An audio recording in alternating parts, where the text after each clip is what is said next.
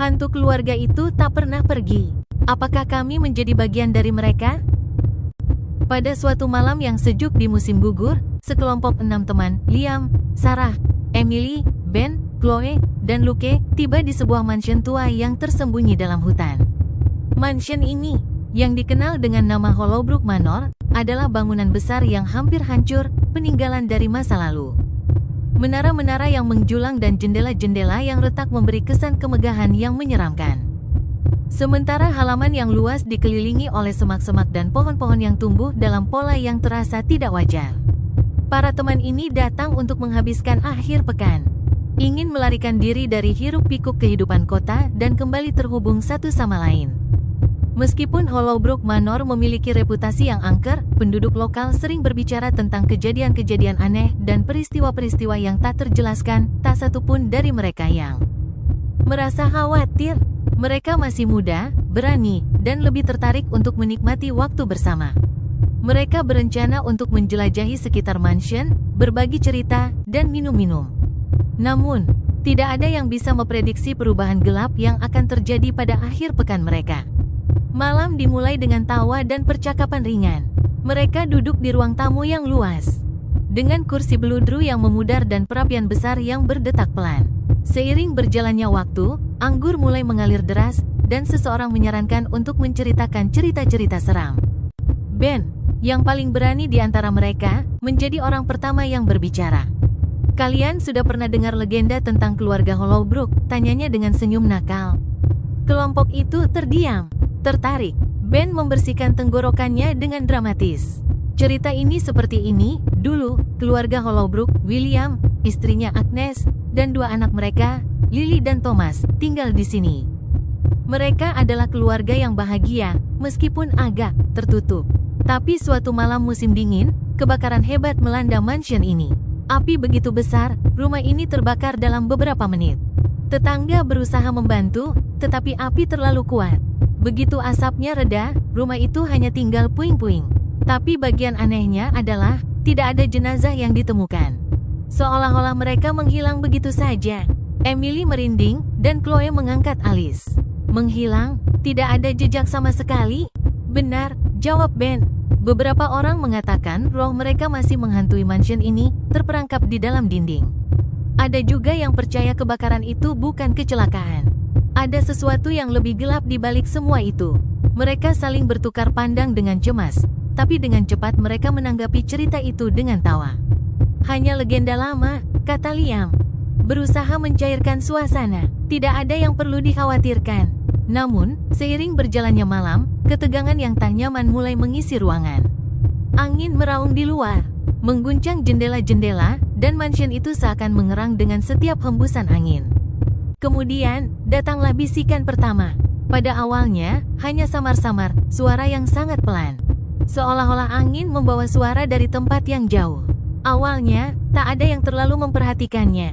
Tapi kemudian, saat mereka duduk di cahaya temaram dari api perapian, masing-masing dari mereka mendengarnya. Sebuah suara bisikan yang sangat pelan, seolah-olah datang dari dalam dinding itu sendiri. Ben terdiam. Senyumnya menghilang saat ia menoleh ke teman-temannya. "Apa, ada yang dengar itu?" Chloe mengangguk perlahan. "Itu terdengar seperti ada yang menyebut namamu." "Ya, tapi itu datang dari dinding," tambah Emily, suaranya bergetar dengan keraguan. "Itu aneh, kan?" Mereka semua tertawa canggung, mencoba menganggapnya sebagai halusinasi semata. Tapi, saat malam semakin larut, bisikan itu semakin keras, semakin jelas. Satu persatu, nama-nama anggota kelompok itu disebutkan dari dalam dinding, pertama Ben, lalu Emily, lalu Sarah. Pada awalnya, teman-teman mereka mencoba menertawakan hal itu, meyakinkan diri bahwa itu hanyalah suara rumah yang mengembang atau angin yang memainkan trik. Namun, saat malam semakin dalam, bisikan itu semakin mendesak, hampir panik.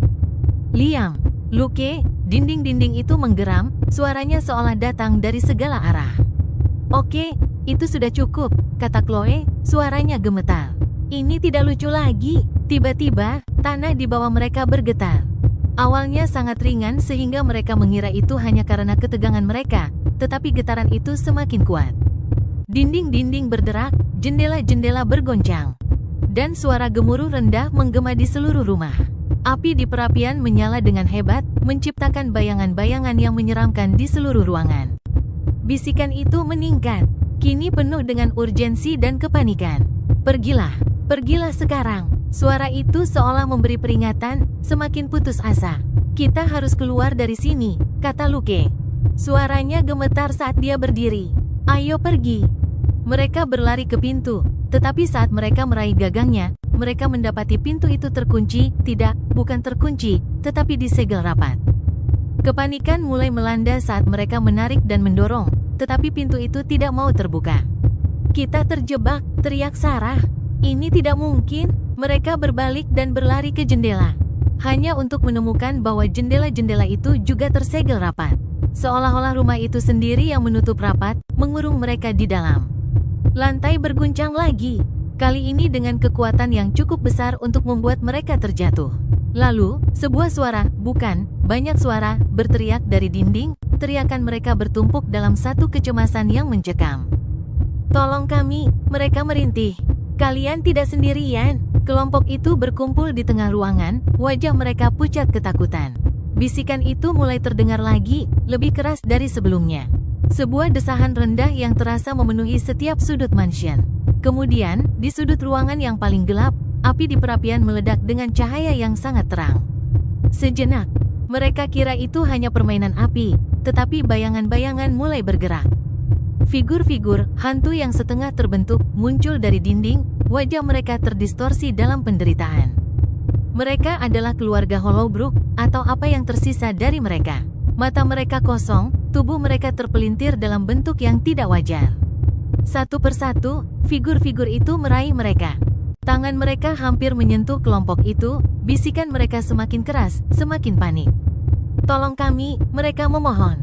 Jangan biarkan ini terjadi lagi. Rumah itu mengerang, dan lantai di bawah mereka mulai retak. Tidak ada jalan keluar. Pada saat terakhir itu, mereka menyadari kebenarannya, keluarga Hollowbrook tidak pernah benar-benar menghilang. Mereka telah menjadi bagian dari mansion ini, terperangkap di dalam dindingnya, roh mereka terjebak selamanya. Dan sekarang, rumah itu telah mengklaim mereka juga. Hal terakhir yang mereka dengar sebelum dinding-dinding itu menutup di sekitar mereka adalah bisikan panik yang dimulai semua ini. Pergilah, sebelum terlambat. Tapi sudah terlambat. Keesokan paginya, mansion itu berdiri diam. Pintu-pintu terbuka lebar. Jendela-jendela tak tersegel lagi. Dan di luar, hutan berbisik dalam angin, seolah tak ada yang terjadi sama sekali. Namun, jika ada yang berani masuk, mereka akan menemukan dinding-dinding yang sunyi, hingga sekelompok teman berikutnya, mungkin datang untuk menceritakan cerita dan membangunkan roh-roh yang masih bersembunyi di dalamnya. Bisikan itu tak akan pernah berhenti.